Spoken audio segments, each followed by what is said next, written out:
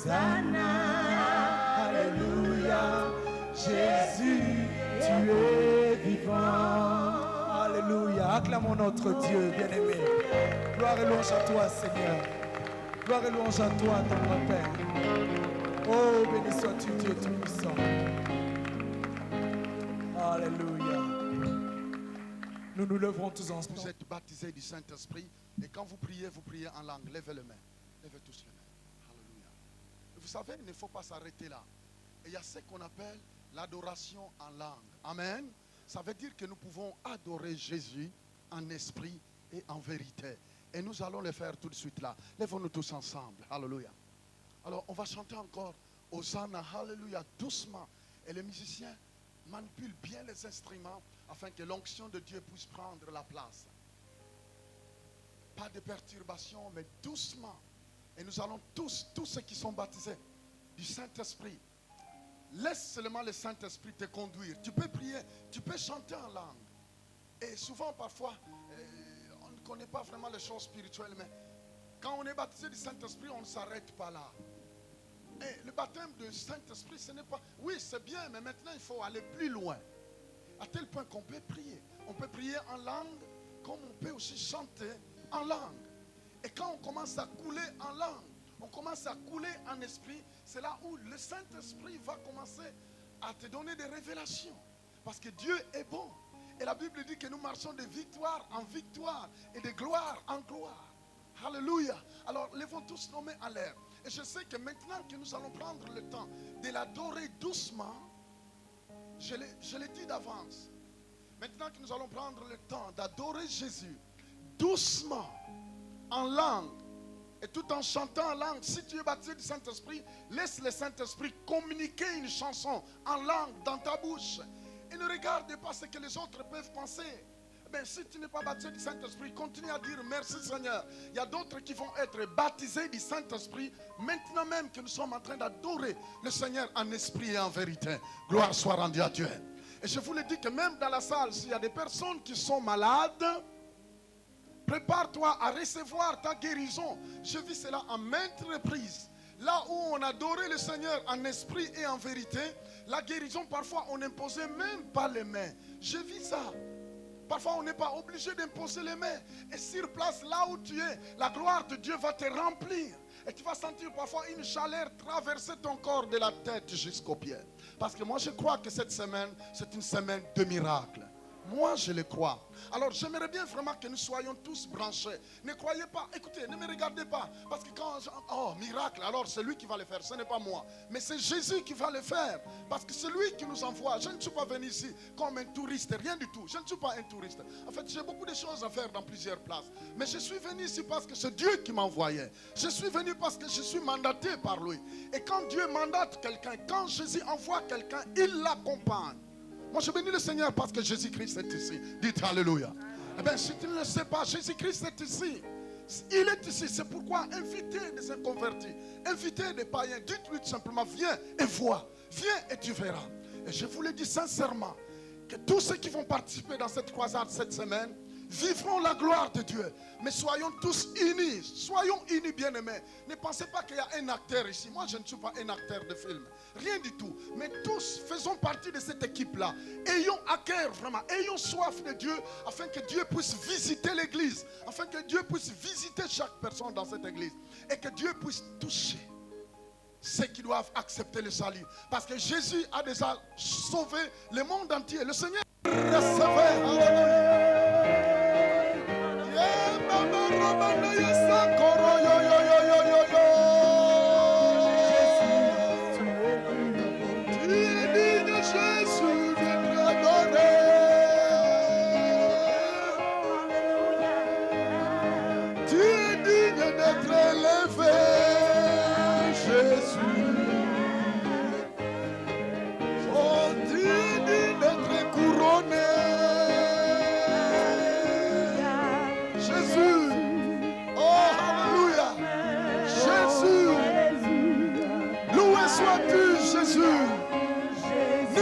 Comparable à toi, Jésus, le Saint de Saints, alléluia, le lion de la tribu de Juda, alléluia,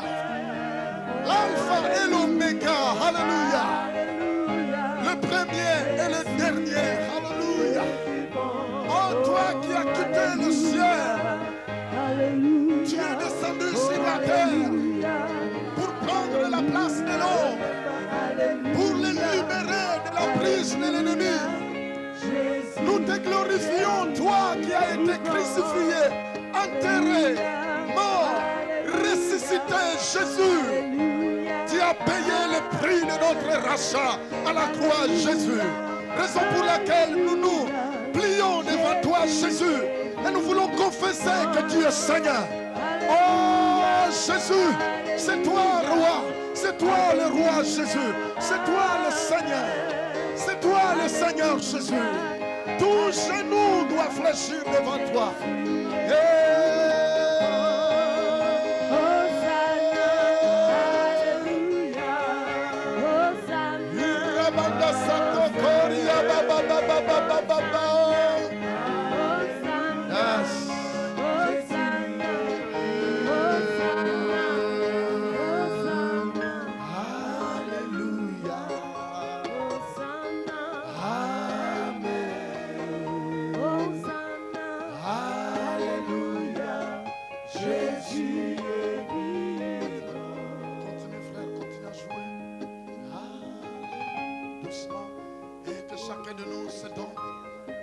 Être conduit par le Saint-Esprit et que ceux qui peuvent prier en langue continuent à prier doucement en langue. Laissons le Saint-Esprit maintenant agir. Levons tous les mains en l'air et laissons le flot du Saint-Esprit. Nous t'exalter, honorer ton nom, couronner ton nom, Jésus. Oh, le Saint des Saints, le lion de la tribu de Juda, le Dieu qui libère, le grand libérateur. N'est-ce pas toi qui libères les malades? N'est-ce pas toi qui libères les captifs? Oh, loué sois-tu, Jésus, l'incomparable. Alléluia. Le rejeton de Juda. Alléluia. Honneur et gloire à toi. Nous venons te bénir, Seigneur. Alléluia. Nous te bénissons dans le lieu très saint, là où les saints anges t'honorent, là où les 24 vieillards se prosternent devant toi, là où les 4 êtres vivants jettent les couronnes devant toi. Nous aussi, nous venons jeter nos couronnes devant toi. Nous venons nous prosterner devant toi, Jésus. Et nous voulons t'élever, te célébrer. Nous de commencer notre croisade. Et je tiens à vous dire ceci. C'est que chacun de nous se prépare. Et surtout, ce que j'aimerais bien vous demander, c'est que, avant de venir ici, ne remplissons pas tout simplement la salle par des anciens, mais invitons le nouveau plutôt. Invitons des personnes que nous savons qui ne connaissent pas le Seigneur. Prenons le pamphlet, distribuons-le partout où nous serons. Invitons, s'il s'agit même de payer le transport de quelqu'un que tu sais qui devrait venir écouter la parole de Dieu. Faites cela par la foi. Et Dieu te donnera ce que tu donneras. Amen. Parce que Dieu est bon. Dieu est fidèle. Merci frère. Dieu est bon, il est fidèle. Et ce que je vous dis, c'est que j'aimerais bien que le peuple de Dieu puisse profiter de la bénédiction cette semaine.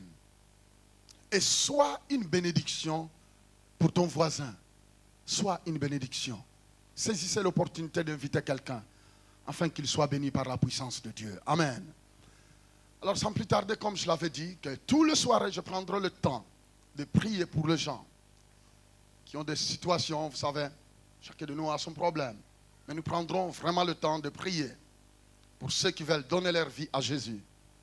Si nous prendrons le temps de prier pour ceux qui sont malades, si tu sais que tu as un cas où le médecin t'a dit que ton cas est grave, alors j'aimerais bien te dire d'être là tous les soirées. Ne manquez pas. Et surtout, j'aimerais bien qu'on m'apporte ceux qui sont malades. Tous ceux qui sont malades, j'aimerais bien qu'ils commencent à prendre une place ici, devant ici. Parce que j'aimerais bien commencer à les voir en face. Si tu sais que tu as besoin de la guérison, venez ici devant. On laissera au moins deux rangées ici, afin que ceux qui sont malades puissent s'asseoir en face ici. Et écoutez, même si les médecins ont déjà donné des rapports qui sont totalement négatifs, mais je tiens à vous le dire que en Jésus, il n'y a rien de négatif. Béni soit le nom du Seigneur. Avec Jésus, il n'y a rien de négatif. Et si tu croyais que ta vie devient un échec total, je tiens à te le dire qu'avec Jésus, il n'y a pas d'échec.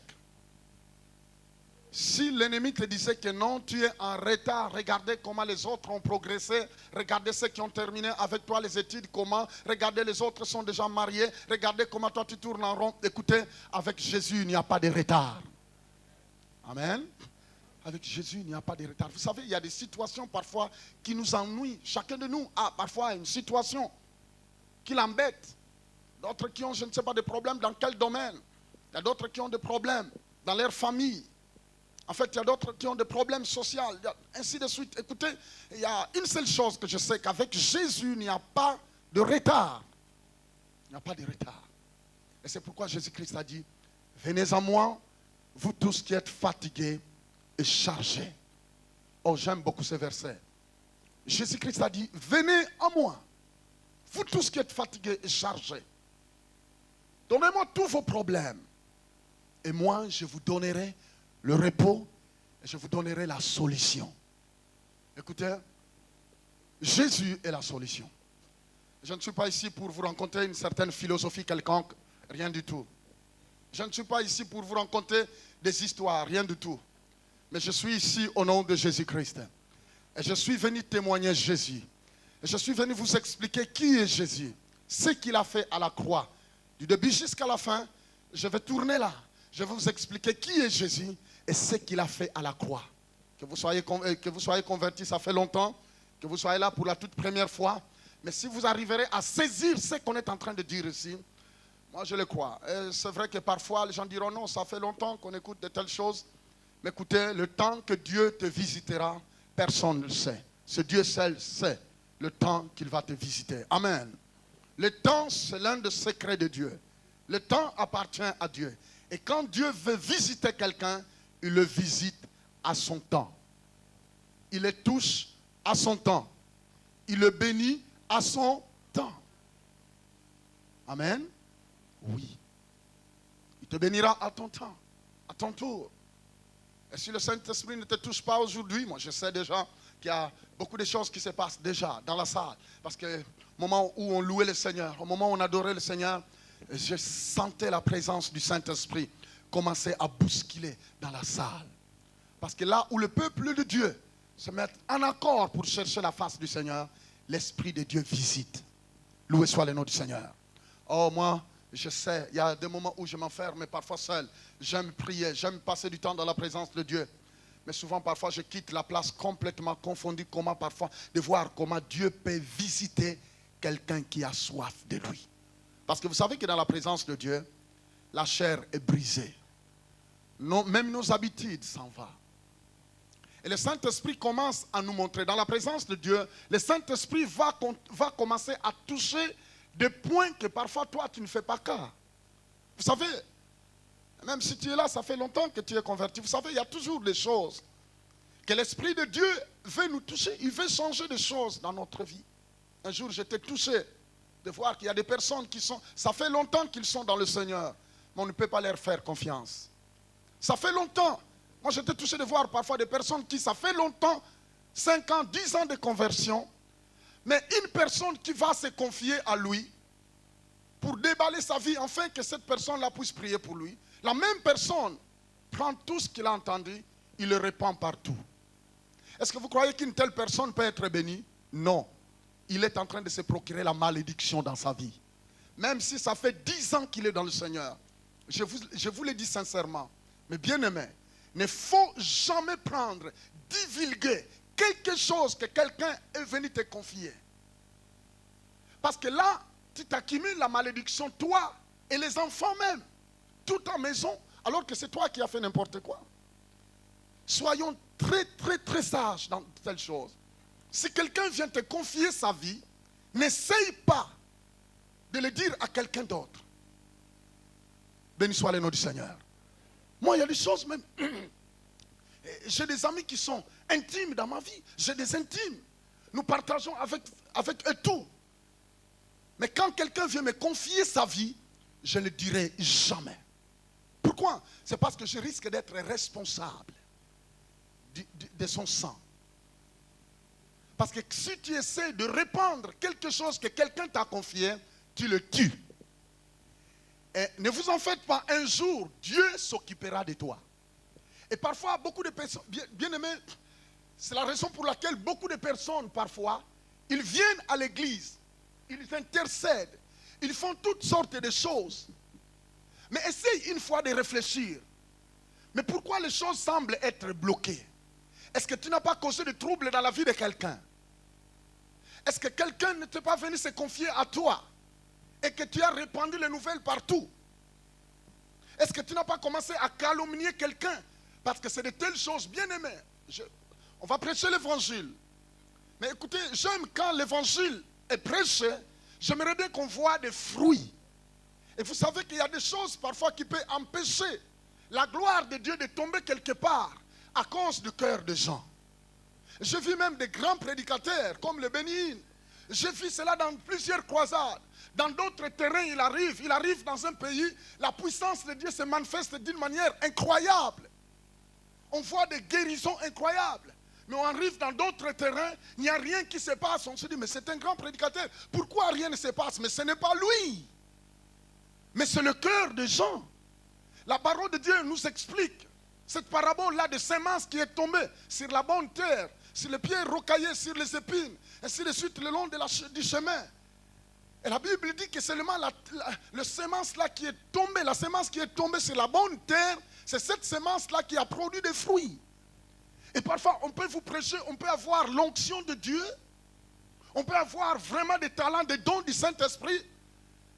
Mais quand les gens ne veulent pas ouvrir leur cœur, rien ne peut se passer. Regardez même dans les évangiles.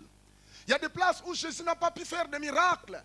Mais est-ce qu'il a perdu sa puissance? Non, sa puissance était là. Mais la Bible dit que c'était à cause de leur incrédulité. Et l'incrédulité, c'est un péché. C'était à cause de leur endurcissement du cœur. Loué soit le nom du Seigneur.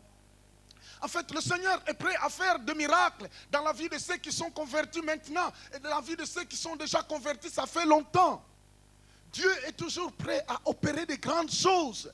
Mais surtout nous qui sommes convertis, il y a de cela, ça fait longtemps, nous devons faire très attention. Moi, je vois souvent des miracles à des personnes qui viennent de se convertir à peine. Mais souvent, ceux qui sont convertis, ça fait longtemps, il y a une certaine endurcissement de cœur. Est-ce que vous voyez? Ils étaient zélés au début. Mais au fur et à mesure, les années passent, leur zèle est en train de diminuer. Ils peuvent écouter la parole de Dieu, ils disent, oh, bof. Est-ce que vous voyez? Et ils continuent maintenant à s'enfoncer dans le péché doucement. Vous savez que parfois, au fur et à mesure, on prend les habitudes dans l'église et on commence même à pécher sans se rendre compte. Hello? On est tellement habitués. Le dimanche, nous sommes des conducteurs, nous sommes ceci, on est ceci, nous chantons, nous faisons ça. À l'église, faire toutes sortes d'activités. Mais tout en continuant à vivre dans des petits péchés, parfois que toi-même tu ne seras pas en mesure de discerner. Et c'est pourquoi en tout moment il faut dire, Seigneur, j'aimerais bien que tu me parles. S'il y a des choses qui t'empêchent d'agir, alors parle-moi. Loué soit le nom du Seigneur. Oh, que le nom de Jésus soit béni. Vous savez, Dieu veut faire un travail. Et quand je pense, j'aime commencer la croisade en donnant des avertissements, afin que le cœur des gens se prépare pour recevoir quelque chose. Vous savez, quand vous lisez dans la parole de Dieu, dans Chronique, vous allez voir que la Bible dit qu'à un certain moment, la gloire de Dieu s'était retirée du temple de Dieu. Pourquoi? C'est parce qu'il y a eu un roi qui a régné en Israël. Et qu'est-ce qui s'est passé? Ce roi-là, à un certain moment, il a donné l'ordre de détruire tous les sacrificateurs, les prophètes. Il a dit, tuez tout le monde, tuez. Je ne veux plus rien savoir. À un certain moment, il a dit, maintenant, fermez-moi, fermez les portes du temple, fermez tout. Et non simplement que vous allez fermer, mais vous allez prendre tout ce qui est à moi, tout ce qui m'appartient, même magie, tout. Mettez cela à l'intérieur du lieu très saint et fermez la porte. C'est ça qui s'est passé. Vous savez ce qui s'est passé? C'est que Dieu s'est retiré parce que ce roi-là voulait mettre ce qui lui appartenait, lui, dans la maison. Et quand, même dans notre vie, si nous voulons déloger Dieu, nous sommes capables. Nous pouvons déloger Dieu si nous voulons mener notre vie comme nous voulons. Est-ce que vous m'entendez bien? On peut le dire, Seigneur, sors parce que moi, je veux mettre ce qui m'appartient à moi. Et qu'est-ce qui va arriver? C'est que tu es un enfant de Dieu, mais sa gloire ne sera plus avec toi. La gloire de Dieu se retire. Hello. vous savez que quand la gloire de Dieu se retire dans la vie de quelqu'un, c'est grave. Je vous le dis. Et c'est affreux. Quand la présence de Dieu se retire, quand la gloire de Dieu se retire, cette douce présence-là, c'est grave. Et c'est pourquoi, qu'est-ce qui s'est passé? C'est que quand le roi Ézéchias a pris la place, il a dit d'abord, bon maintenant, appelez-moi tous les sacrificateurs, appelez-moi tous les prophètes. Il a commencé à parler aux sacrificateurs et puis aux prophètes en leur disant, c'est vrai, mon papa a fait n'importe quoi. Mon papa a donné l'ordre qu'on ferme le temple, qu'on mette toutes les impuretés à l'intérieur du temple et qu'on a tué tous les sacrificateurs. Mais moi, je ne vais pas régner sans Dieu. Je vais régner avec l'aide de Dieu. Alors, ouvrez les portes du temple, nettoyez les sacrificateurs, entrez à l'intérieur, nettoyez le temple. Videz-moi toutes les impuretés que mon papa avait mis à l'intérieur. Enlevez tout ce qui n'est pas bon. Nettoyez le lieu très saint, nettoyez le temple. Et quand ils ont nettoyé toutes les chambres du temple, la Bible dit que ce n'est qu'en ce moment-là où le roi a prié. Et qu'est-ce qui s'est passé? La gloire de Dieu est revenue dans le temple. Il a fallu d'abord qu'on nettoie le temple. Et la Bible dit maintenant que vous êtes le temple du Saint-Esprit. Nous sommes maintenant le temple. Nous sommes le temple du Saint-Esprit. Nous avons besoin d'être nettoyés. Nous avons besoin parfois de nous examiner afin de dire, Seigneur, je crois qu'il y a des impuretés maintenant dans ma vie. Il y a des impuretés, calomnie, je ne sais pas quoi là. Seigneur, montre-moi les impuretés. Et le Seigneur va te montrer toutes ces impuretés-là. Et dès que le Saint-Esprit te les montre, mettez cela à la porte. Ce n'est qu'en ce moment-là où la gloire de Dieu va reprendre la place. Loué soit le nom de Jésus. Alors Jésus-Christ est bon. Préparons-nous cette semaine. Parce que Dieu veut faire un travail dans la vie de chacun de nous. Alors si tu es malade, ne vous en faites pas. Le Saint-Esprit, non pas moi, mais j'aime ça. Jésus-Christ a dit, ceux qui croiront en moi, ils feront encore plus de miracles parce que moi je m'en vais au Père. C'est biblique. Béni soit le nom du Seigneur. Jésus-Christ a dit, voici les miracles qui accompagneront tous ceux qui auront crié en mon nom. En mon nom, les hommes et les femmes imposeront les mains aux malades. Et les malades seront guéris. Béni soit le nom du Seigneur. Et la Bible dit que Dieu a mis des dons dans la vie des hommes de Dieu et les femmes de Dieu. Des dons de guérison, des dons de miracles, des dons de foi, la parole de connaissance, la parole de sagesse. Et je bénis le Seigneur parce qu'à la fin, je me laisserai vraiment être conduit par le Saint-Esprit. Je ferai tout de me laisser et que le Saint-Esprit puisse m'aider. Et si le Saint-Esprit me donne une parole de connaissance, je le dirai, mais à l'homme qu'il faut. Alors, ne cherchez pas des paroles de connaissance, mais laissez Dieu plutôt parler. Amen. Mais si le Saint-Esprit me met quelque chose, parce que je n'aime pas fabriquer, je n'aime pas tout ce qui est invention. Vous savez que dans les choses spirituelles, quand tu commences à inventer, la gloire de Dieu se retire. Quand tu commences à fabriquer des guérisons, quand tu commences à fabriquer des miracles, le Saint-Esprit n'agira plus. Mais j'aime plutôt que le Saint-Esprit, lui, travaille. Parce que quand le Saint-Esprit travaille, il fait son travail formidable. Loué soit le nom du Seigneur. Alors c'est pourquoi je vous ai demandé de prier le long de cette croisade, que la présence de Dieu soit là. Parce que ce qui va faire de grandes choses dans la salle, c'est la présence du Saint-Esprit. Vous savez, là où le Saint-Esprit n'est pas, ce n'est pas la peine.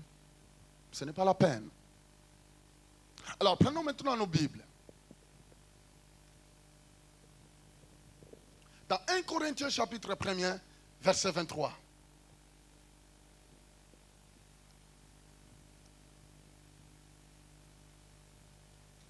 Alléluia. 1 Corinthiens chapitre 1er, verset 23.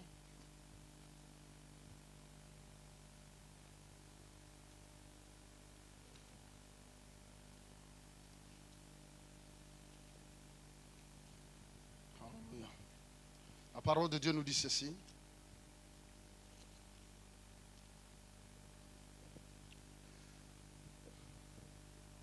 On peut commencer à partir du verset 18, s'il vous plaît.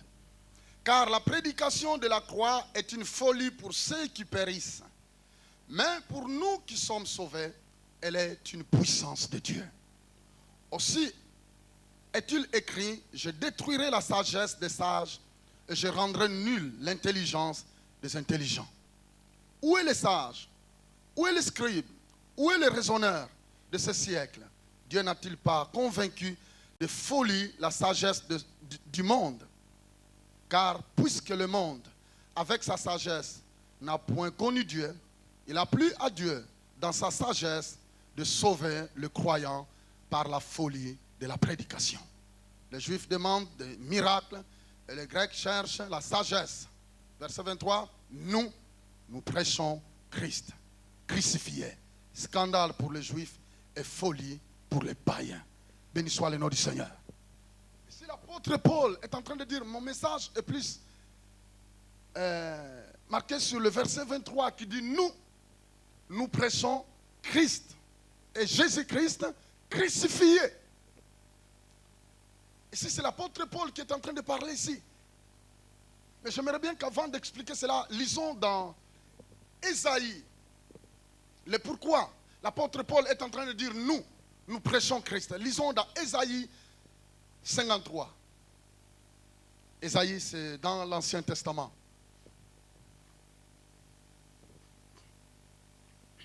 Ésaïe 53. La Bible dit ceci.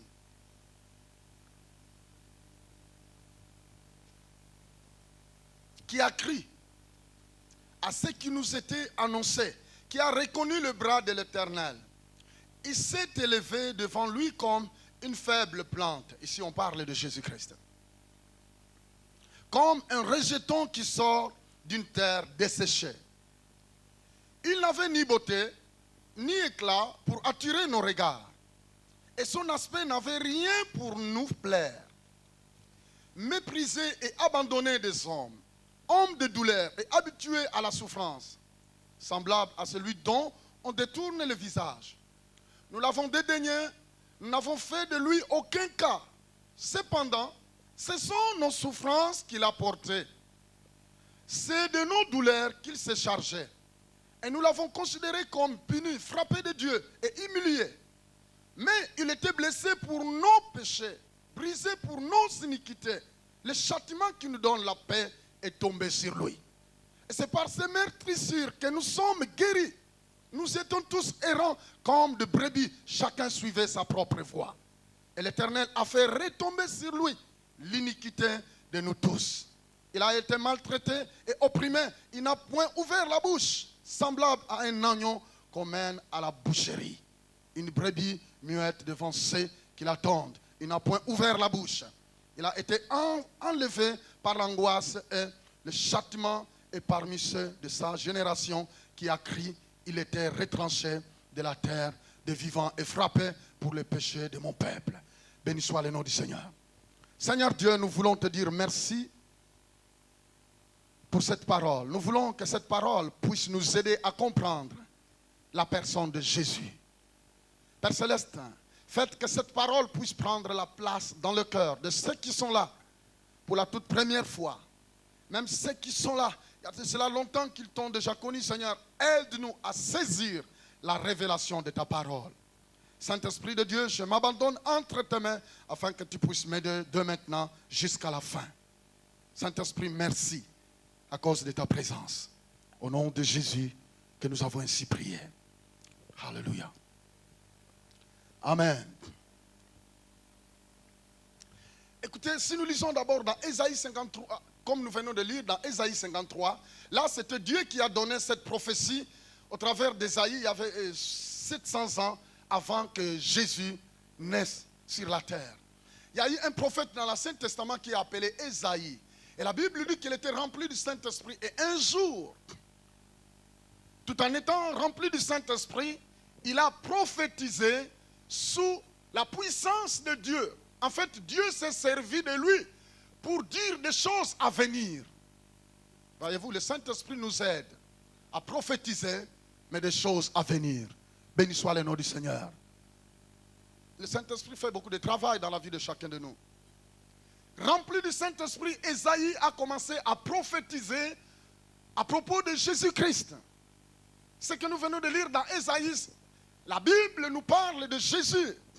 Il était en train de dire son travail. Il était en train d'expliquer des gens le travail que Jésus-Christ devrait faire. Et là, il est en train de dire qu'il a crié à notre message. Il s'est élevé au milieu de nous. Une personne En fait, sa personne n'attirait personne, même son visage. En fait, quand on était en train de lire là, il s'était en train de détailler qui était Christ. En fait, physiquement, la Bible dit que même son visage ne pourrait pas attirer qui que ce soit. Mais plus loin, il est en train de dire que non. Il était déconsidéré même parmi les hommes. En fait, personne ne les considérait. Vous savez, la plupart des gens disent, oh non, non. Mais les fils de Marie, mais on les connaît, on les connaît. Mais son père, c'est Joseph. En fait, il y avait quelque chose qui leur était caché. Ils ne savaient pas réellement qui était Jésus. Mais c'était des personnes qui connaissaient très bien des prophéties. En fait, des personnes qui niaient, qui ne voulaient rien savoir à propos de Jésus, c'était des rabbins, c'était des personnes, des pharisiens. Vous savez, les juifs, dès le bas âge, c'est des personnes qui apprennent la loi mosaïque. Dès le bas âge, on leur explique, c'est comme le musulman, on leur explique. Et c'est des personnes qui mémorisent toute la loi mosaïque. Même les enfants sont prêts à mémoriser tout. Alors, ils lisaient même des prophéties. Ils étaient en train de mémoriser même des prophéties qui parlaient du Messie, de la personne de Jésus. En fait, parfois, ils mémorisaient des choses qu'eux-mêmes ne comprenaient pas. Et là, le prophète Ésaïe est en train de dire, il est en train de décrire, inspiré par le Saint-Esprit, il est en train de décrire qui était Jésus. Et il est en train de dire, il s'est élevé devant lui comme une faible plante, comme un rejeton qui sort d'une terre desséchée. Il n'avait ni beauté ni éclat pour attirer nos regards. Et son aspect n'avait rien pour nous plaire. Méprisé et abandonné des hommes, homme de douleur et habitué à la souffrance, semblable à celui dont on détourne le visage. Nous l'avons dédaigné, nous n'avons fait de lui aucun cas. Cependant, à partir du verset 4, la Bible dit, cependant, ce sont nos souffrances qu'il a portées. Ça, le travail de Jésus commence. Amen. On vient de nous montrer son aspect physique qui n'attirait personne. Parce que souvent, les hommes regardent toujours à l'extérieur. Mais Dieu regarde l'apparence intérieure. Béni soit le nom du Seigneur. Dieu aime ce qui est intérieur, parce que ce qui est à l'intérieur, c'est ça. Alléluia. Et dit au verset 4, cependant, ce sont nos souffrances qu'il a portées. Là, c'est le travail de Jésus qui commence. Suivez bien, parce que si le miracle qui va s'accomplir aujourd'hui dans ta vie va dépendre de ce que la parole de Dieu est en train de dire. Ici, le verset 4 est en train de dire, cependant, ce sont nos souffrances qu'il a portées. Qui a porté nos souffrances? Jésus. C'est de nos douleurs qu'il s'est chargé et nous l'avons considéré comme puni et frappé de Dieu. La Bible dit qu'il a porté notre souffrance. Il a porté aussi nos douleurs. Il continue.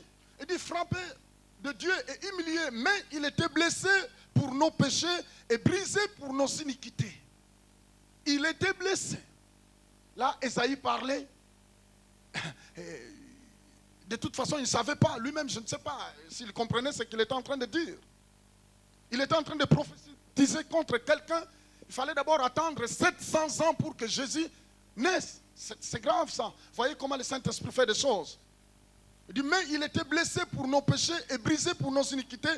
Le châtiment qui nous donne la paix est tombé sur lui. La Bible dit, le châtiment qui nous donne la paix. Qui sont ceux qui sont prêts à recevoir la paix? C'est seulement ceux qui croient en Jésus. Amen. La Bible dit, le châtiment qui nous donne la paix. Oh, Jésus a été châtié à ta place. En fait, c'est nous qui méritons d'être châtiés par Dieu à cause de nos péchés. Mais la Bible dit que Dieu l'a châtié à ta place, toi. En fait, c'est nous qui devrons passer par là. Mais Dieu t'a fait grâce. C'est pourquoi la Bible dit que Jésus est notre substitut. Ça veut dire que c'est lui qui nous a remplacés. La souffrance qu'il a portée à la croix, la Bible dit qu'il a porté nos douleurs. Et j'aime beaucoup éclaircir dans ce point-là. Parce que beaucoup de personnes contredisent et disent toutes sortes de choses en disant non, ces douleurs-là étaient spirituelles. Mais si vous regardez bien dans la parole de Dieu, la Bible est en train de mentionner là où Jésus a porté nos péchés et là où il a porté nos douleurs. Et nos douleurs, ce sont nos douleurs physiques, nos infirmités physiques qu'il a portées. Et le péché et nos douleurs et nos infirmités, il les a portées dans son corps. Vous savez, à un certain moment, je priais beaucoup pour les gens. Mais le Seigneur m'a dit, Fofi, tant que tu ne prendras pas le temps d'expliquer ce que Jésus-Christ a fait, afin que cela crée la foi dans le cœur des gens, tu pourras imposer les mains aux gens. Rien ne se passera. Ben, c'est vrai, de temps en temps, beaucoup d'autres recevront des guérisons, mais vous voyez qu'ils ne seront même pas en mesure de garder ces guérisons. Pourquoi? C'est parce qu'ils n'arrivent pas à comprendre ce qui s'est passé à la croix. Et ce que nous sommes en train de lire ici, c'est exactement ce qui s'est passé à la croix, quand Jésus était crucifié. C'est pourquoi l'apôtre Paul est en train de dire, nous prêchons Jésus. Et Jésus-Christ crucifié. La prédication des apôtres était basée sur la personne de qui? De Jésus. Leur point de départ, c'était Jésus. Et la fin était Jésus-Christ. Alors c'est bien que nous comprenions, même si vous êtes convertis, ça fait des années, même si vous êtes là pour la toute première fois, écoutez bien qui est Jésus. Suivez bien et vous allez comprendre réellement qui est Jésus. Et quand Dieu va vous demander de lui donner son cœur, vous savez à qui vous avez affaire. Vous savez, parfois, on demande aux personnes de donner leur vie à Jésus sans comprendre qui est Jésus. Et je crois que c'est dans le plan de Dieu que chacun de nous puisse comprendre qui est réellement Jésus avant de lui donner sa vie. Loué soit le nom du Seigneur. Mais il était blessé pour nos péchés, brisé pour nos iniquités. Le châtiment qui nous donne la paix est tombé sur lui. Et c'est par ses meurtrissures que nous sommes guéris. Oh! C'est par ses meurtrissures que nous sommes guéris. Dites merci Seigneur. Est-ce que ceci est ma parole à moi? Non. Mais c'est la parole de qui? Est-ce que vous croyez que ceci est la parole de Dieu? Est-ce que vous croyez que la parole de Dieu c'est une semence incorruptible? Gloire à Dieu. Bien-aimés, comprenons cela. Parce que souvent, parfois, les gens sont dans la salle, mais ils ne sont même pas là. Ils ne veulent rien savoir. Et c'est pourquoi vous voyez des personnes, ça fait 10 ans de conversion, mais il n'y a pas vraiment de changement parce qu'ils n'ont pas de profondeur. Pas de profondeur, mais Dieu veut que nous ayons vraiment la profondeur de la parole. Béni soit son Saint-Nom. Verset 6, la Bible dit, nous étions tous errants comme des brebis, chacun suivait sa propre voie. Exactement, c'est ça notre cas. Moi, premièrement, c'est ça notre cas. La Bible dit qu'on était comme des brebis qui erraient. Chacun prenait sa propre voie. Et si nous regardons bien, tel est notre cas. On était exactement ça. Pour ceux qui le sont encore, mais aujourd'hui, c'est la porte que Dieu te donne pour t'en débarrasser de cette voie-là et entrer dans la bonne voie. Jésus-Christ qui est le chemin, qui sauve, qui n'est pas une religion. En fait, j'aime parler de Jésus parce que Jésus n'est pas une religion. Partout où je vais, je leur dis, écoutez, je ne suis pas venu faire la publicité d'une église ou bien d'une dénomination quelconque, mais je suis venu parler de Jésus. Parce que quand on parle de Jésus, de grandes choses se passent. Et je le crois que c'est ça qui va se passer au cours de cette semaine. Pourquoi? C'est parce que c'est Jésus qui est glorifié ici. C'est lui seul qui prend la gloire. La gloire lui appartient. J'ai la foi, j'ai la pleine conviction que Jésus-Christ est là. Loué soit son Saint-Nom. Oh, il mérite la gloire. Il dit ceci. Nous étions tous errants comme des brebis, chacun suivait sa propre voie. Et l'Éternel a fait retomber sur lui l'iniquité de nous tous. Il a été maltraité et opprimé. Et il n'a point ouvert la bouche. Semblable à un agneau qu'on mène à la boucherie. À une brebis muette devant ceux qui l'attendent. Jésus a pris ta place. Et l'apôtre Paul est en train de dire ici, nous ne prêchons pas une philosophie. Vous savez, l'apôtre Paul, beaucoup de personnes pensent que l'apôtre Paul était un vagabond, ainsi de suite. Non, l'apôtre Paul était quelqu'un de bien instruit. L'apôtre Paul, la Bible dit que c'était un rabbin, c'est quelqu'un qui connaissait très bien la loi de Moïse. Et quand il tuait des chrétiens, quand il persécutait des chrétiens, il pensait rendre un service à Dieu. En fait, il était zélé pour la loi. Et c'est pourquoi lors de sa conversion, il était en train de dire, écoutez, vous me connaissez que c'est moi qui persécutais les chrétiens. Mais écoutez, c'est Jésus-là. Ce jour, il m'est apparu. Et il m'a dit, Paul, Saul, pourquoi me persécutes-tu? Vous savez mes ailes, comment je persécutais les chrétiens. Mais j'ai rencontré ce Jésus-là. Il s'est révélé à moi. Bien-aimé, il faut qu'il y ait un temps où Jésus doit réellement se révéler dans ta vie. Même s'il ne descendra pas avec une longue soutane blanche dans ta chambre. Non. Parce que vous savez, il y a tellement de gens qui... Moi, j'aimerais bien voir Jésus. Écoutez, bientôt, tu vas le voir parce qu'il revient bientôt. Mais maintenant, nous le voyons par la foi. Loué soit le nom du Seigneur. Vous savez, quand les gens entendent, oh non, un tel a eu une vision, ceci. Merci Seigneur pour ceux qui reçoivent des visions. Si ça vient de Dieu, béni soit le nom du Seigneur. Mais je déplore parfois, il y a des visions qui sont tout simplement que Dieu m'a montré telle femme, Dieu m'a montré tel homme. Non, ça je suis un peu désolé. Hello? Dites qu'on s'aime, en tout cas, on a vu que c'est bon, et puis on s'aime. Dites merci Seigneur. Waouh! Vous savez, parfois, nous les chrétiens, parfois on passe tellement à côté. Oh Dieu m'a révélé. Dieu t'a révélé quoi? Dites, en tout cas, on s'est regardé l'un à l'autre. On a vu que c'est normal. Bon, maintenant, les gens peuvent bouder, hein, les gens peuvent dire tout ce qu'ils veulent. Écoutez, laissez-leur parler de toute façon. Si c'est de Dieu, ça marchera. Si ce n'est pas de Dieu, eh bien, ça lâchera. Écoutez, si ça ne marche pas, louez le Seigneur. Est-ce que vous voyez cela? Dites merci Seigneur, ça n'a pas marché. Gloire à Dieu, parce qu'il y a une autre porte qui va s'ouvrir. Vous savez, quand une porte se ferme, louez le Seigneur parce qu'il y a une autre porte qui va s'ouvrir. C'est ça qui va t'aider. Est-ce que là, on peut dire Alléluia? Alléluia. Vous savez, parfois, les gens, oh, la porte est fermée, la porte. Et tu as tenté de forcer? Oui, j'ai forcé. Ça n'a pas marché? Oui, laisse tomber. Attends-toi que Dieu ouvre une autre porte, c'est tout. Dieu a plusieurs portes. Il a plusieurs bénédictions. Jésus a tout accompli pour toi à la croix. Est-ce que tu peux dire merci Seigneur? Vous savez, c'est bon. Hein? Il est ici. Dites Amen. Il est ici. Il est là. Ouais, il est là. Il est là. Alléluia. Vous savez, il n'y a rien de forcé là-dedans. On est cool, bien détendu. On raisonne bien. On est bien. Si vous êtes là pour la toute première fois, tu te diras, oh, quel genre d'église ici? Les gens rigolent comme ça. Mais non, on est bien, on est libérés. On n'est plus sous l'esclavage. L'esclavage est fini. On a tellement souffert avec des lois. Maintenant, nous ne vivons plus sous la loi, mais nous vivons sous la grâce de Dieu. Mais la grâce de Dieu ne nous demande pas de mener notre vie en désordre, non. Nous sommes sous sa grâce. Et que le nom de Jésus soit élevé. Alléluia. Alors Jésus-Christ a pris notre place à la croix. Il est notre substitut. Il nous a rachetés.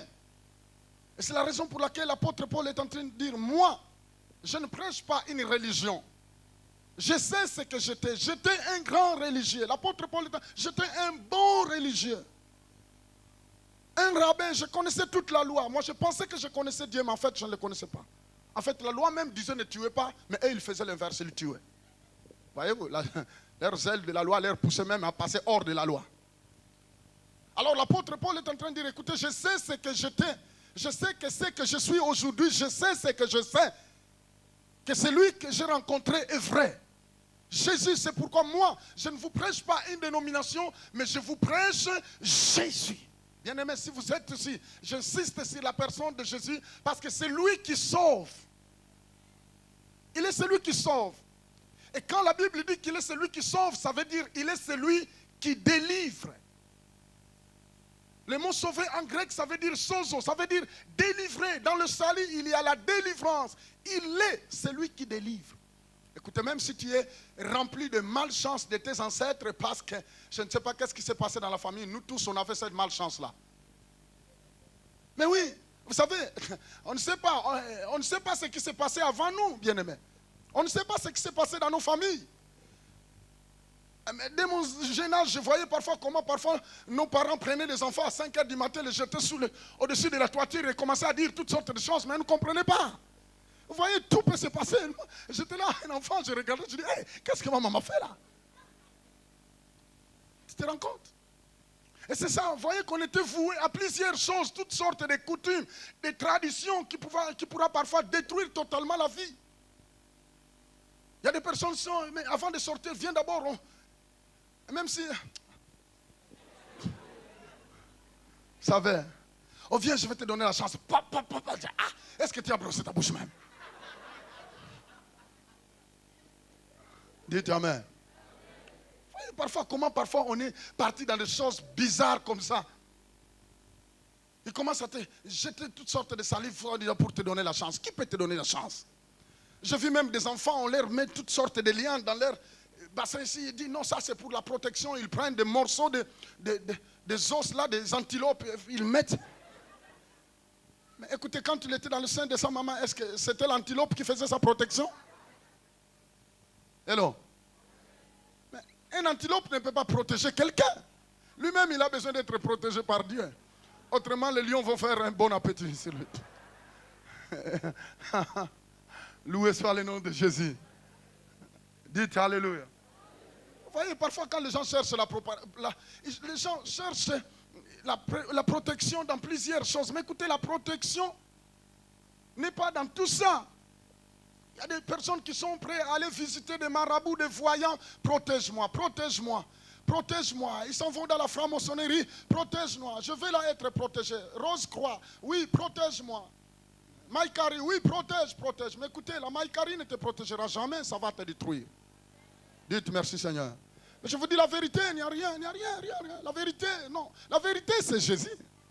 Un jour, je le disais à quelqu'un, écoutez mon frère, tu es en train de détruire toute ta vie. On te promet toutes sortes de choses qui ne se réaliseront jamais. Et même si cela s'est manifesté, ne vous en faites pas, tu vas payer un prix. Et souvent, on commence à perdre même les enfants, ainsi de suite, on continue. Mais écoutez, non, il faut, c'est le temps que les yeux s'ouvrent. Quand Dieu veut te bénir, il n'a pas besoin de demander quoi que ce soit. Mais il y a quelqu'un qui a payé le prix pour toi, c'est Jésus. Ta protection, c'est Jésus qui a payé. Tu n'as pas besoin de payer. Même tes dîmes ne peuvent pas payer ta protection. Tes offrandes. Ah non, pasteur, je donne tellement aux serviteurs. Mais oui, tu peux donner, mais ce n'est pas ça.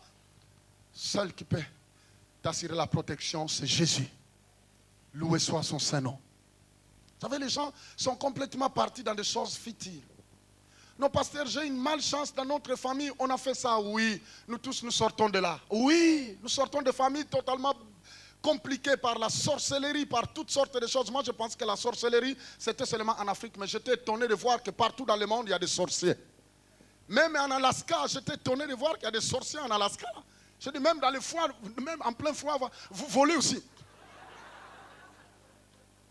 Avec ce foie-là, vous. Le diable est méchant. Dites Alléluia. J'étais étonné de trouver même des sorciers en Alaska. Mais gloire soit rendue à Dieu parce que Dieu veut que les sorciers se convertissent. Hello? Alors, n'allez pas commencer à chercher des sorciers partout. Sorciers. Oh, Dieu nous a révélé que c'est un sorcier. Qui t'a révélé, toi? Tu peux être un sorcier, mais si tu le veux, ben venez, je passe toutes mes nuits à Epegen, venez. Quand les gens parfois, oh non, père, c'est un sorcier. Mais écoutez, qu'il soit un sorcier, c'est ok. Mais comment se fait-il qu'un chrétien peut encore avoir peur d'un sorcier? Il faut se poser la question. Ou tu as un pas dehors, un pas dedans. C'est normal que les sorciers puissent te faire un bon appétit. Il va rester.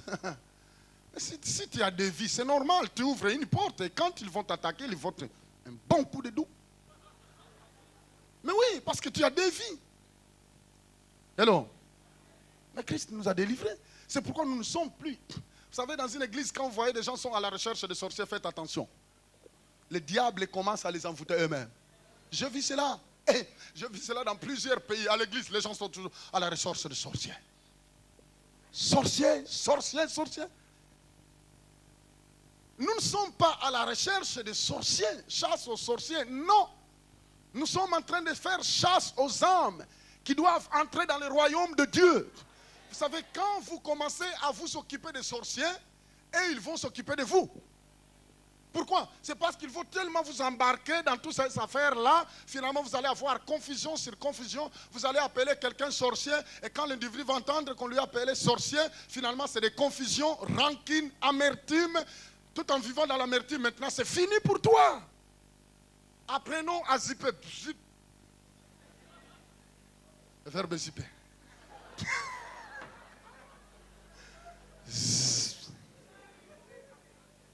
Dites gloire à Dieu.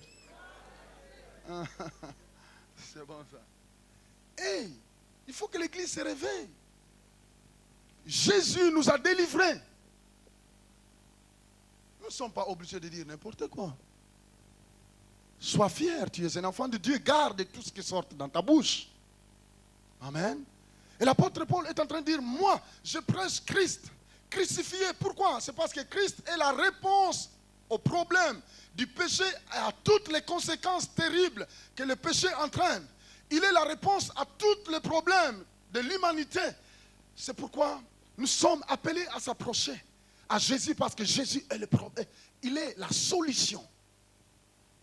Il est la solution. Christ est la solution. Bien-aimés, parfois beaucoup de chrétiens ne savent pas. Ils viennent tous les dimanches à l'église, mais ils ne savent pas que Jésus est la solution. Il est au temps présent. C'est cela 2000 ans qu'il a accompli cela. Mais il est toujours la solution. La Bible dit, j'aime souvent prêcher sur le sang de Jésus. La Bible dit que le sang de Jésus parle plus que le sang d'Abel.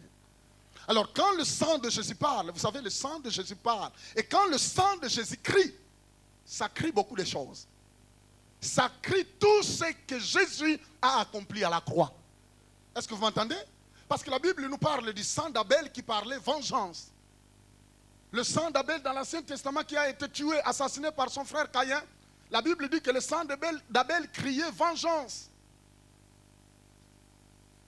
Mais à un certain moment, ça s'est arrêté parce que ça ne pouvait pas continuer. Abel est déjà décédé. Caïn est déjà mort, c'est fini. Mais maintenant, la Bible dit que le sang de Jésus continue à crier plus que le sang d'Abel. Et qu'est-ce que le sang de Jésus déclare? Quand le sang de Jésus crie, ça veut dire que le sang de Jésus parle de pardon du péché. Quand le sang de Jésus crie, le sang de Jésus crie délivrance contre toutes sortes de malchances qui ont été jetées sur ta vie. Quand le sang de Jésus crie, le sang de Jésus parle de la guérison dans ton corps, parce que la vie est dans le sang. Et Jésus-Christ a répandu son sang. Comme, ça veut dire qu'il a répandu sa vie pour toi. Alors quand tu acceptes Jésus, le sang de Jésus communique la vie en toi. Loué soit le nom du Seigneur. Et quand Jésus-Christ est mouru à la croix, certainement il disait, donne-moi maintenant, il te dit, donne-moi ta vie pourrie et prends ma meilleure vie. C'est ça qui s'est passé à la croix. C'est que Jésus-Christ te réclame, donne-moi, si tu es là pour la toute première fois, tu n'as jamais donné ta vie à Jésus, alors Jésus-Christ te crie jusqu'à présent, il te dit, donne-moi ta sale vie, ta vie détruite, démolie par la drogue, par la prostitution, par le mensonge, par le vol, par la cupidité. Vous savez, dernièrement, je parlais avec une fille. J'étais en train de donner un exemple, je disais, mais, vous savez, il y a parfois, c'est pitoyable parfois de voir même des chrétiens, mais qui passent tout leur temps à acheter des choses qu'ils savent que ces gens qui les vendent, c'est des voleurs, ils ont volé. Et puis toi tu dis, ah, c'est moins cher. Hein? Vraiment, ça c'est une chance. Ça.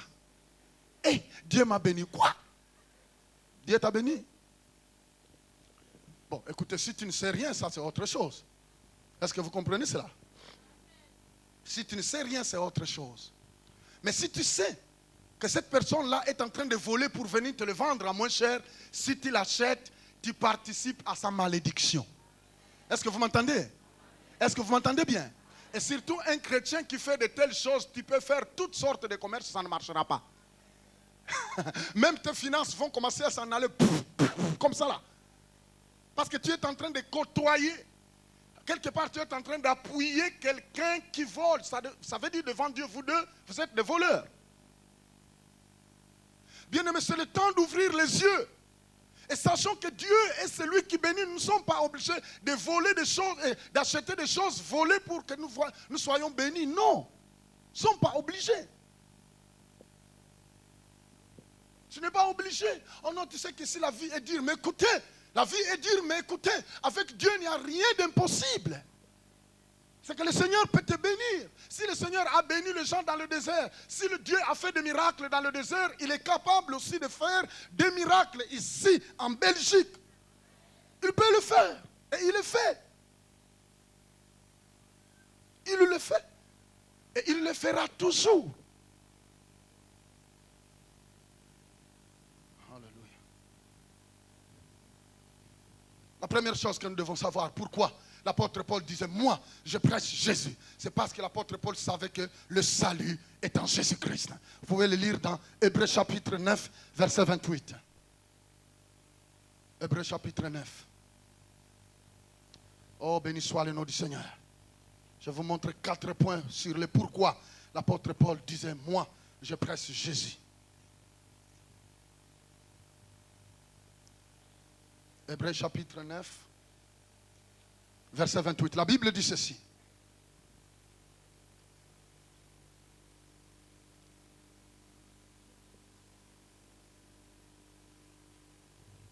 Jésus. Il dit, de même, Christ qui s'est offert une seule fois pour porter le péché de beaucoup d'hommes, apparaîtra sans péché une seule fois à ceux qui l'attendent pour leur salut. Amen. La Bible dit que de même, Christ qui s'est offert une seule fois pour porter le péché de beaucoup d'hommes. Beaucoup d'hommes. En fait, Christ est mort une seule fois. C'est la raison pour laquelle la Bible dit qu'il est notre substitut. Et l'apôtre Paul est en train de dire, moi, je prêche Jésus. Le premier point, le pourquoi je prêche Jésus, c'est parce que c'est lui, Jésus, qui a porté le péché de l'humanité. Une seule fois. Jésus a pris le péché du monde entier une seule fois. Il a offert sa vie. Une seule fois, pas 2 fois. Mais une seule fois. Afin que quiconque croit en lui reçoit le salut en son nom. C'est la raison pour laquelle l'apôtre Paul a dit, moi, je prêche Jésus. Et Jésus-Christ crucifié, lui qui a pris une seule fois mon péché à la croix. Deuxième point, le pourquoi l'apôtre Paul a dit, nous prêchons Jésus-Christ. C'est que Christ est notre substitut. Ah non, je m'excuse. Lisons d'abord dans Jean chapitre 17, verset 3. Jean 17, verset 3. On va prendre quelques versets rapidement. Gloire à toi, Jésus.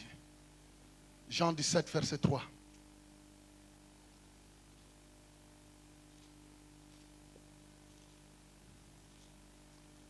Alléluia.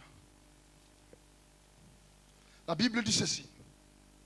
Or, la vie éternelle, c'est qu'ils te connaissent, toi, le seul vrai Dieu, et celui que tu as envoyé, Jésus-Christ. Il dit, or, la vie éternelle, c'est qu'ils te connaissent, toi, le vrai Dieu, et le seul sauveur, et celui que tu as envoyé, Jésus.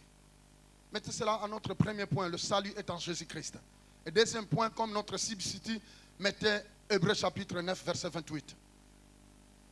La vie éternelle, c'est qu'il puisse connaître que Dieu est seul. Et celui qui l'a envoyé, Jésus. Vous savez, actuellement dans le monde, il y a beaucoup de sauveurs. Il y a beaucoup de personnes qui se déclarent comme des sauveurs. Et parfois, beaucoup de personnes se posent la question, mais on ne connaît pas comment faire pour être sauvé. Mais la réponse est là. La Bible dit, or, la vie éternelle, c'est qu'ils te connaissent, toi, le vrai Dieu. Le Dieu d'Abraham et le Dieu de Moïse. Et c'est lui qui a envoyé. Vous savez que Dieu s'est révélé à l'homme par la personne de Jésus-Christ. La Bible dit que personne, quand vous entendez des personnes dire, oh, moi je suis témoin de. Mais témoin de qui? Témoin de qui? Je crois que le vrai témoin de Dieu, c'est Jésus. Parce que c'est lui qui connaît son Père. Mais l'homme n'est pas témoin de Dieu. Nous sommes des témoins de Jésus parce que nous connaissons Jésus-Christ. Nous l'avons accepté comme Seigneur et Sauveur. Ce n'est pas une histoire, ce n'est pas une philosophie. La Bible dit que Dieu s'est révélé à l'homme au travers de qui? De Jésus. C'est pourquoi Jésus-Christ a dit, il n'y a aucun autre nom sur la terre, sous la terre et dans le ciel qui peut pardonner, qui peut sauver, qui peut guérir, qui peut délivrer, si ce n'est le nom de Jésus. Il a dit, nul ne verra Dieu autrement que par moi. Si quelqu'un veut entrer au ciel, il faut d'abord qu'il passe par Jésus. Il est la porte. La Bible dit, entrez par la porte étroite, car large et spacieux. Et beaucoup de personnes sont en train de prendre cette route. La porte large, vous savez, moi je suis 100%. Dernièrement, je voyais un Suisse. Dernièrement, en Suisse, je parlais avec un pasteur. Alors quand on s'est rencontrés dans son salon, il me dit, pasteur Fofi, je suis touché. Mon papa vient de mourir il y a de cela 2 jours. Mais mon papa est mal placé. J'ai tout fait de lui parler de Jésus. Il m'a dit, je refuse totalement, jusqu'au moment où il fermait ses yeux, il m'a dit, je refuse ton Jésus-là, votre nouveau Dieu. Moi, je suis 100% catholique. Je vais mourir catholique. Troisième point. L'apôtre Paul a dit, nous prêchons Jésus-Christ crucifié. Pourquoi? C'est parce que Christ est notre médiateur. Lisons dans 1 Timothée chapitre 2, verset 5. 1 Timothée chapitre 2. Jésus.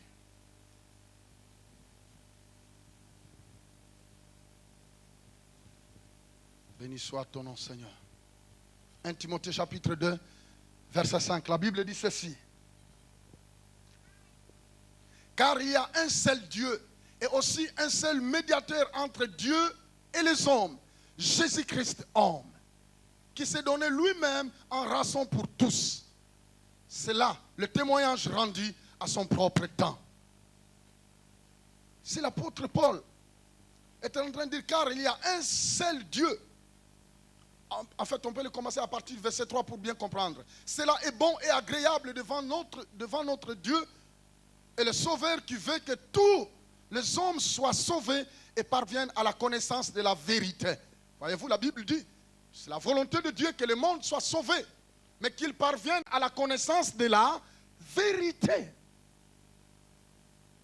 Et quand j'entends des personnes dire, oh, en tout cas, je lui ai dit tous les 4 vérités. Il n'y a pas 4 vérités, hein? Hello. En tout cas, je lui ai dit toutes les 4 vérités, mais de toute façon, il n'y a pas 4 vérités. Il n'y a qu'une seule vérité, c'est Jésus. Dit, c'est la volonté de Dieu qui fait que tous les hommes soient sauvés et parviennent à la connaissance de la vérité, car il y a un seul Dieu et aussi un seul médiateur entre Dieu et les hommes, Jésus-Christ. Et, vous savez bien aimé, il faut que nous les chrétiens, nous arrivons à mémoriser de tels versets, parce que c'est ça qui va nous aider à partager Christ aux autres. Leur montrer clairement qu'il n'y a qu'un seul médiateur entre Dieu et les hommes. Et ce médiateur-là est Jésus-Christ, crucifié. C'est lui où Ésaïe est en train de prophétiser il y a 700 ans, dans l'Ancien Testament, que lui, il a porté nos iniquités, il a porté nos péchés, il a porté nos maladies, il a porté nos douleurs. Et par ses meurtrissures, nous avons été guéris. C'est lui que l'apôtre Paul est en train de parler ici. Il est le médiateur qui nous unit entre Dieu et l'homme. Il est le chemin. Il est la vérité. Si tu es à la recherche de la vérité, alors Jésus est la vérité. Si tu es à la recherche de la guérison, alors Jésus est celui qui guérit. Il est le grand médecin. Merci Jésus. Il est le grand médecin. Il est le grand médecin. Le grand médecin est ici. Vous savez, quand on achète une voiture dans un pays, exemple en France, si elle tombe en panne, il faut demander des pièces de rechange en France. Parce que la voiture a été créée, fabriquée en France. Et si nous tombons en panne dans notre corps, nous devons demander les pièces de rechange à Dieu. Il a plusieurs pièces de rechange. Béni soit le nom du Seigneur. Il connaît chaque partie du corps. Il nous connaît tel que nous sommes. Il est capable. Il est capable. Un jour, c'était en Suisse. Et le Saint-Esprit m'a montré, il y avait une dame qui était dans la salle, qui était en train de perdre ses cheveux. Alors c'était devenu tout un souci. Elle pleurait des heures et des heures parce qu'elle perdait tous ses cheveux. Et le Seigneur m'a dit, il y a une dame dans la salle qui est en train de perdre ses cheveux, mais Dieu, vous savez, elle est encore jeune, elle voulait bien. Il dit, mais Dieu veut te guérir. Oh, formidable, elle a sursauté là où elle était. Mais pourquoi? C'est parce que Dieu est capable de faire pousser, c'est tout. Ah, c'est lui qui t'a créé. Il sait que s'il touche tel bouton, pif! Puissance au nom de Jésus. Alléluia. Oh, ce n'est plus 6600 volts, rien du tout, c'est du 9000, c'est quelque. Puissance de Dieu, au-delà même de 9000. Il dit, Dieu est capable. Il est la vérité. La Bible dit qu'il est notre médiateur. Et dans 2 Corinthiens chapitre 5, verset 20. 2 Corinthiens chapitre 5, verset 20. 2 Corinthiens 5, 20.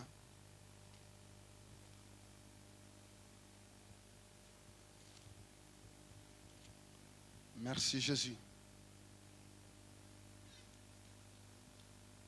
2 Corinthiens 5, 20, la Bible dit ceci.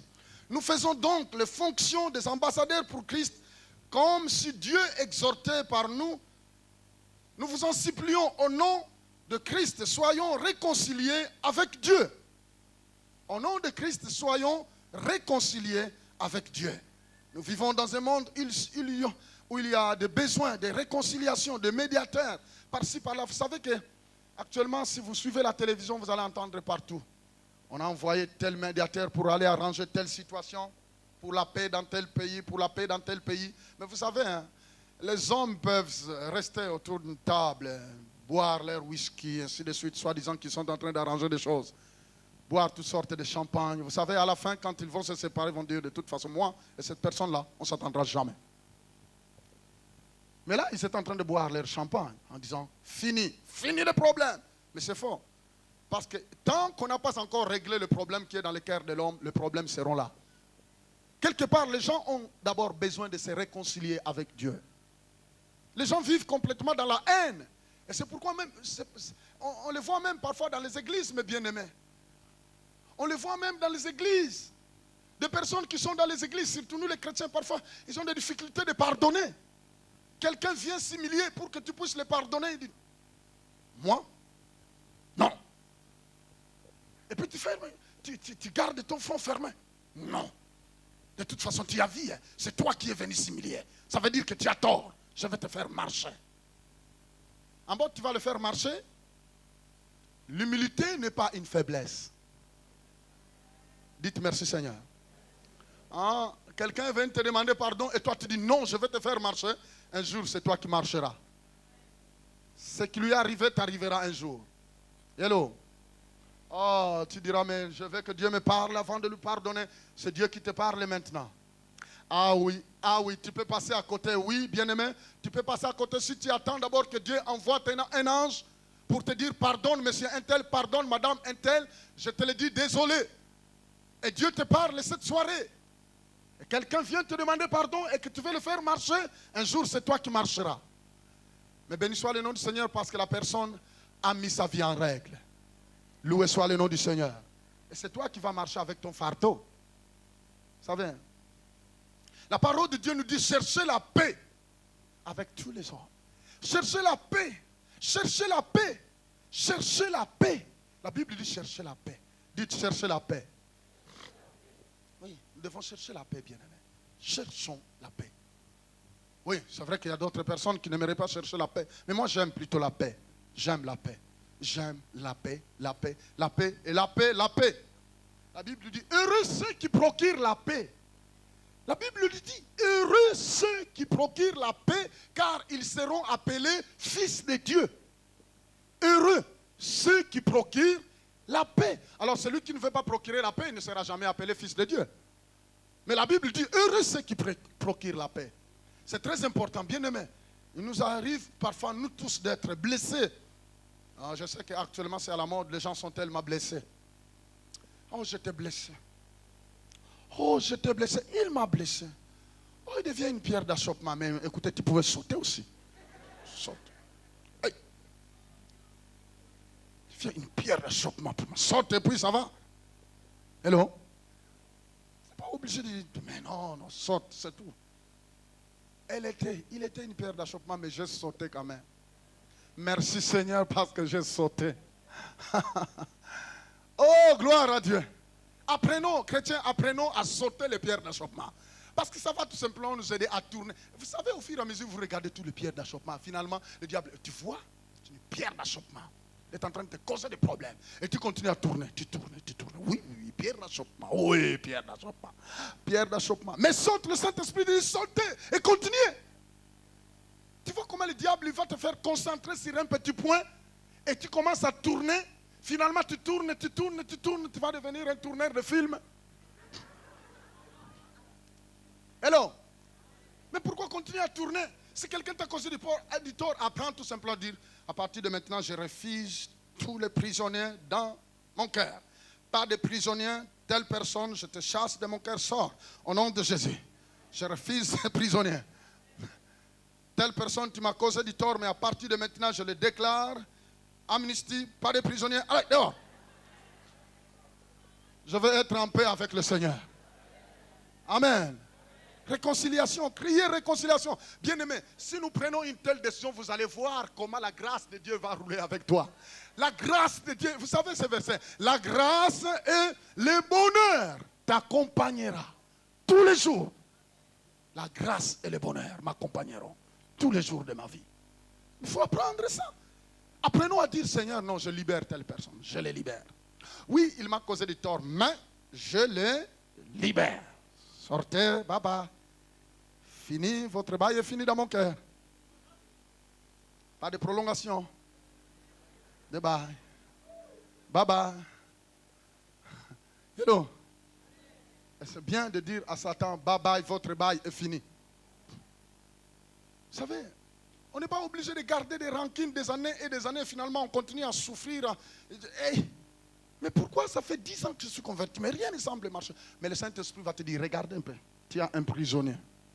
Tu as un bon prisonnier, regardez comment tu l'as serré. Tous les matins, même quand tu es en train de prier, tu vois les prisonniers se présenter. Du coup, il arrête même la prière. Commence à respirer rapidement. C'est comme si l'individu est là. En tout cas, je ne peux plus prier.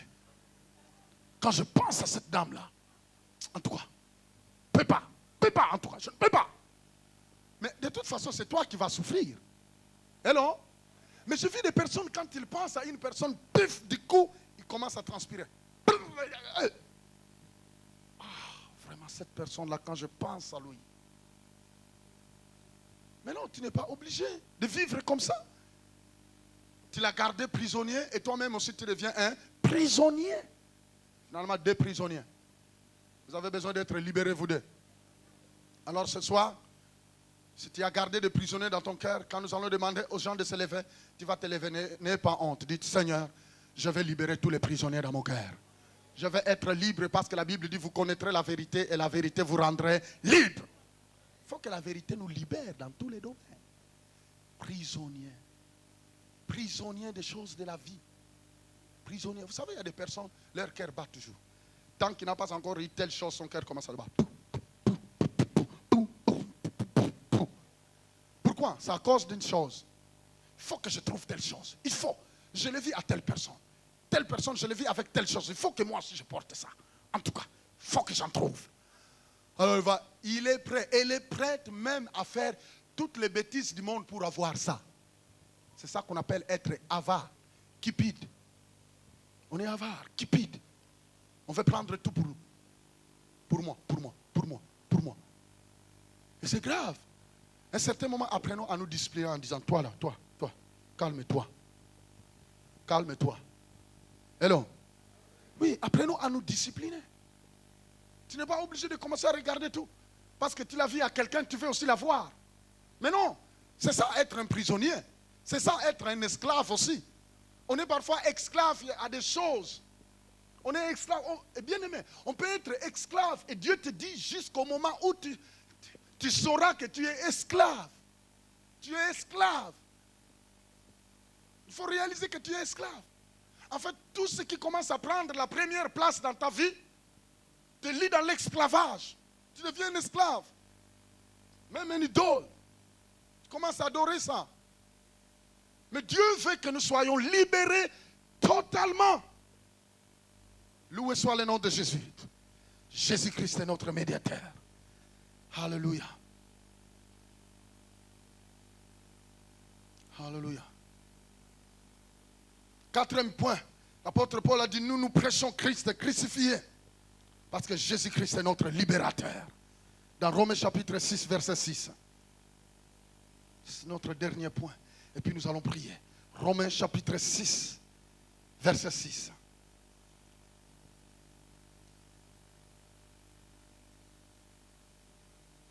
La parole de Dieu nous dit ceci. Sachant que notre vieil homme a été crucifié avec lui, afin que le corps du péché soit réduit à l'impuissance, pour que nous ne soyons plus esclaves du péché.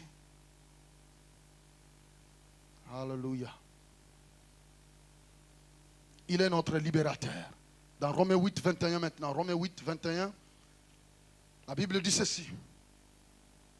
avec l'espérance qu'elle aussi sera affranchie de la servitude, de la corruption pour avoir part à la liberté de la gloire des enfants de Dieu.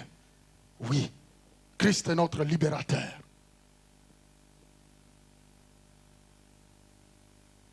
Il est notre libérateur, il nous a franchis.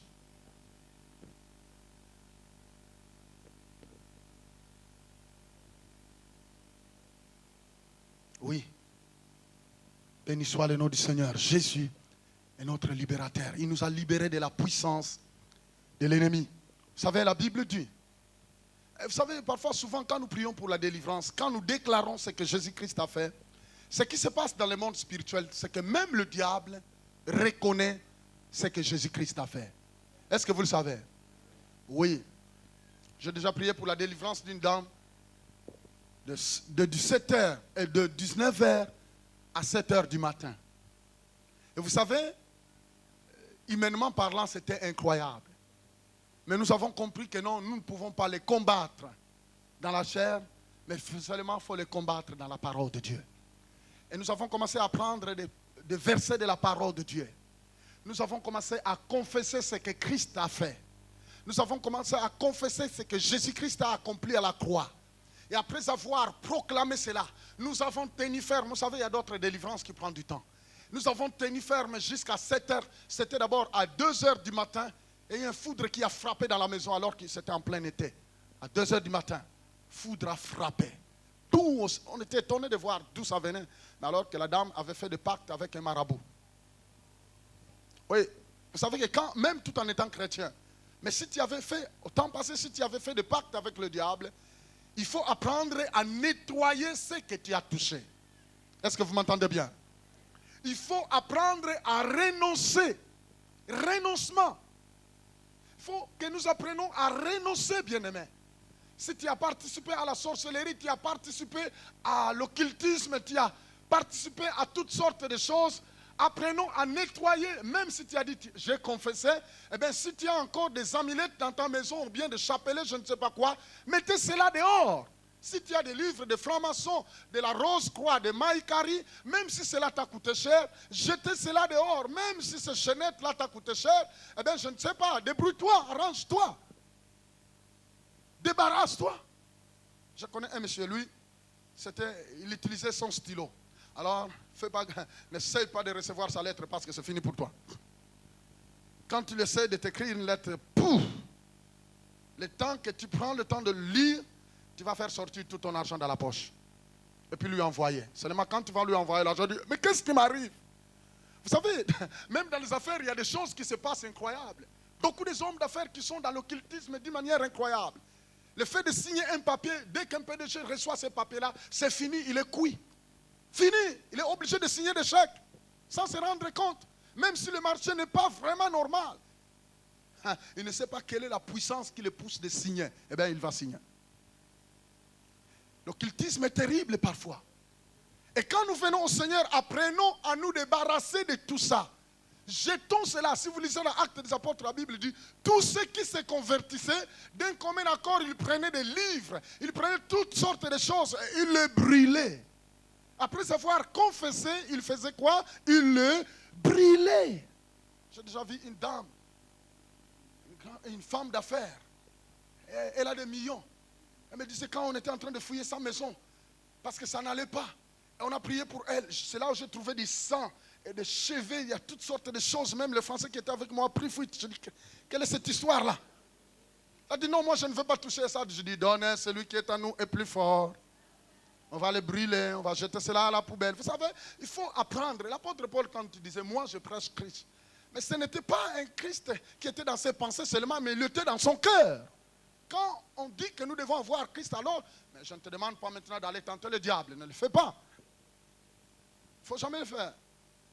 Je suis chrétien, puis finalement je vais sauter pour montrer que je suis fort. Non.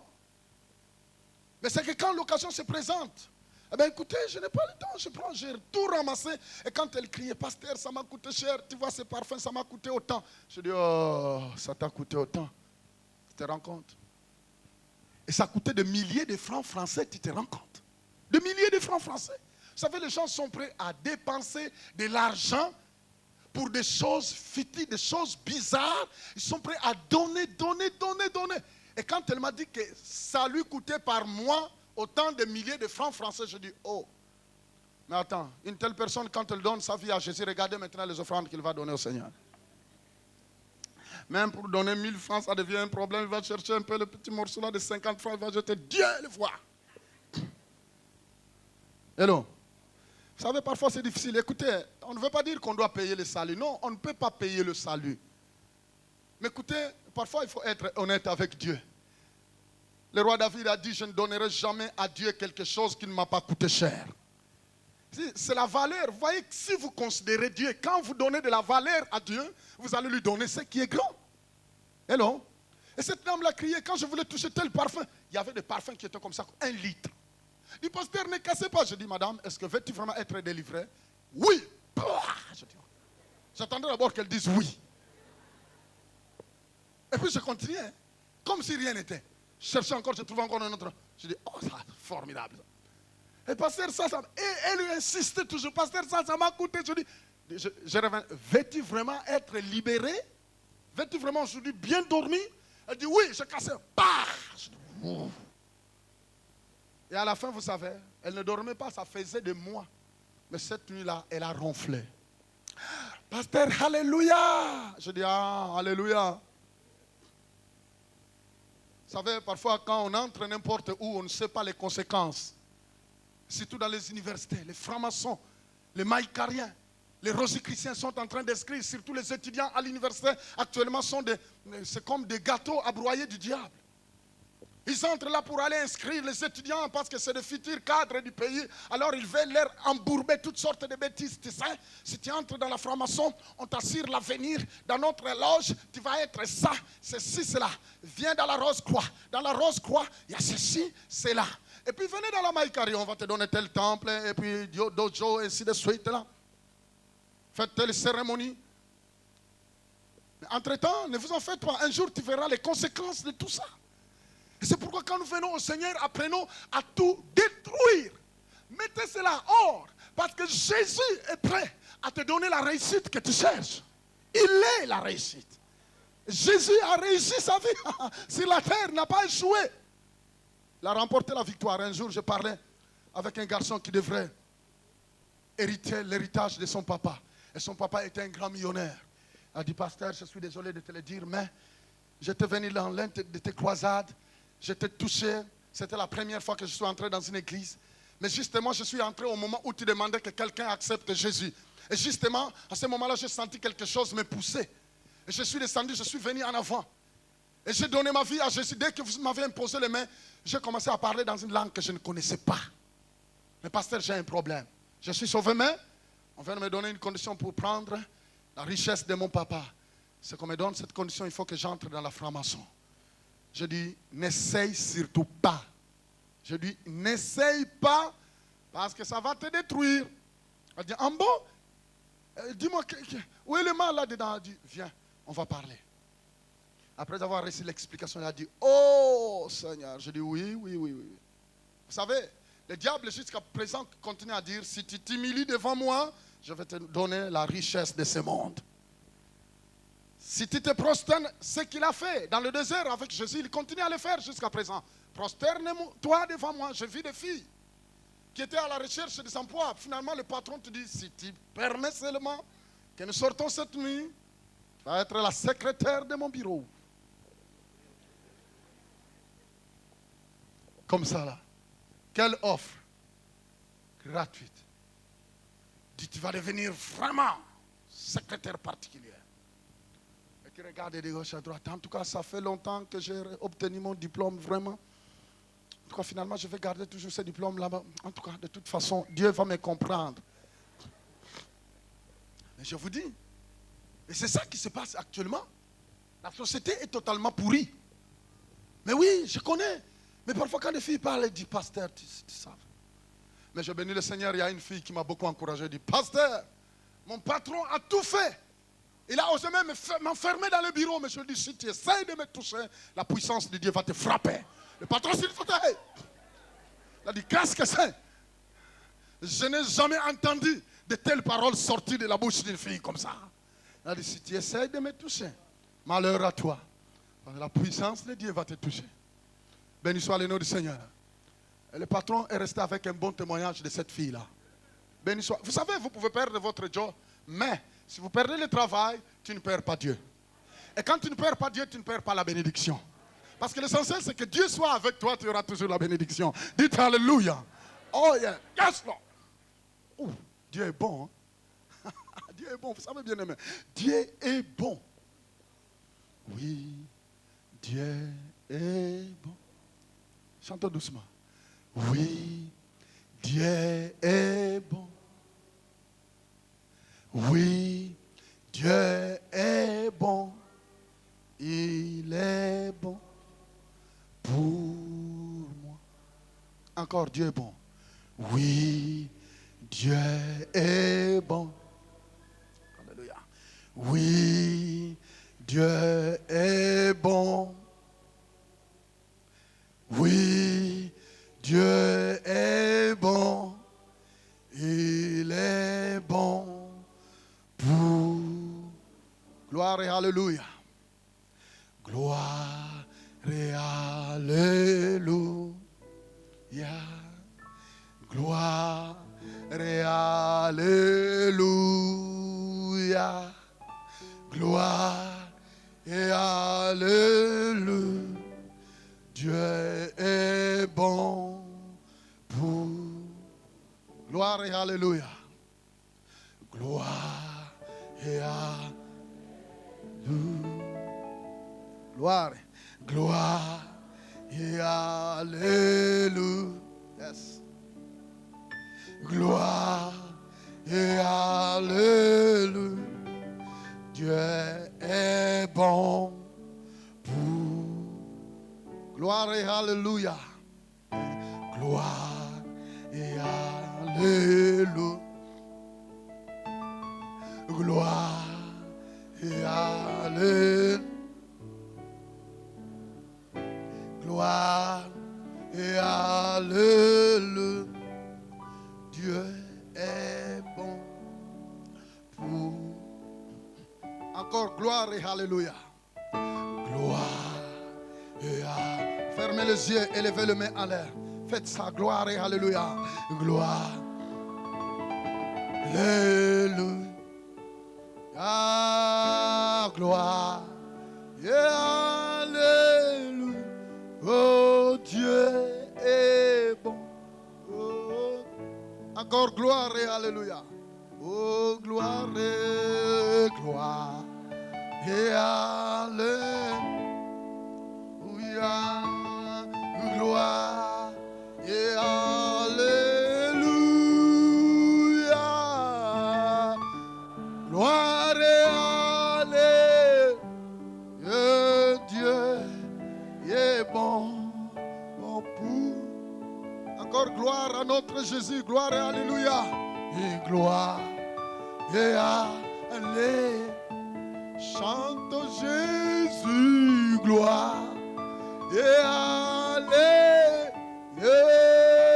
Chante-les, gloire et alléluia.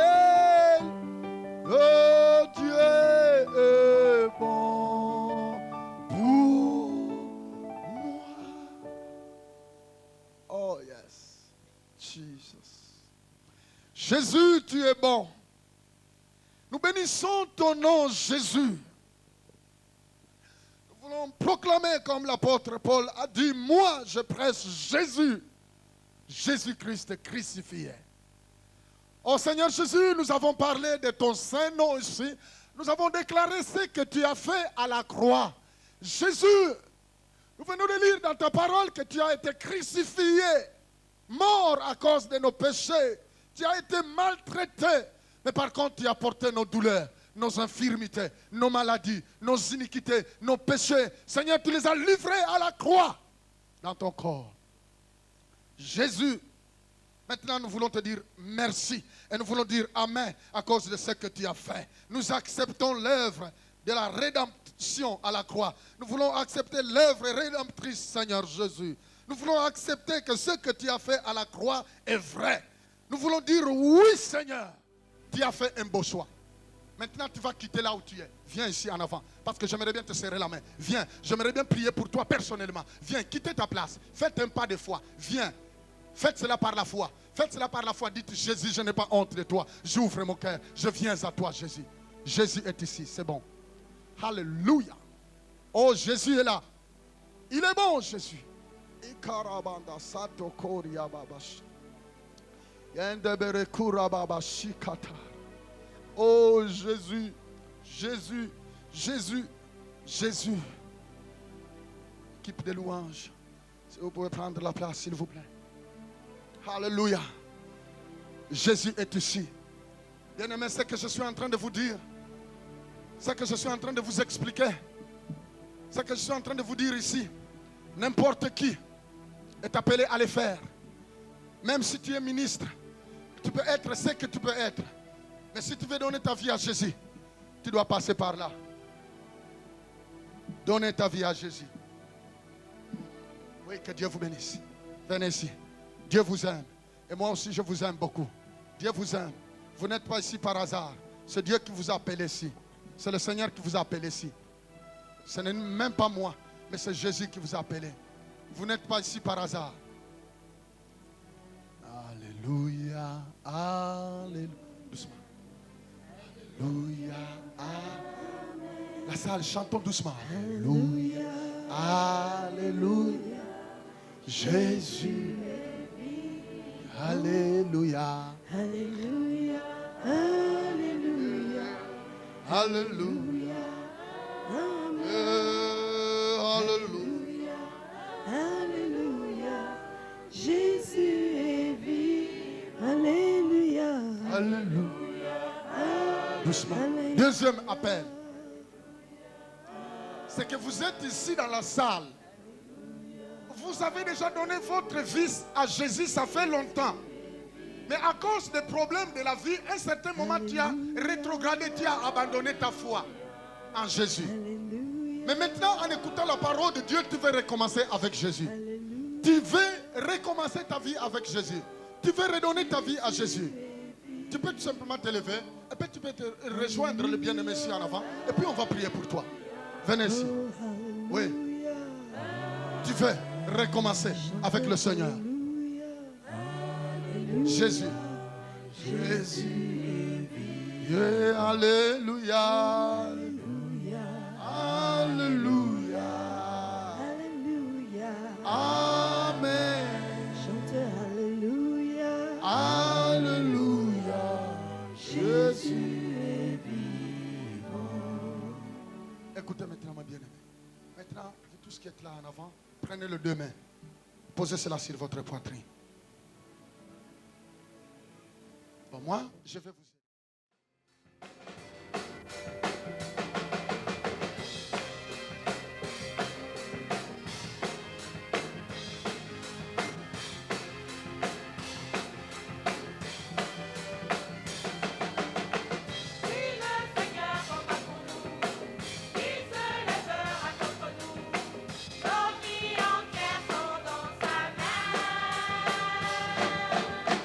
Ne soyons pas découragés.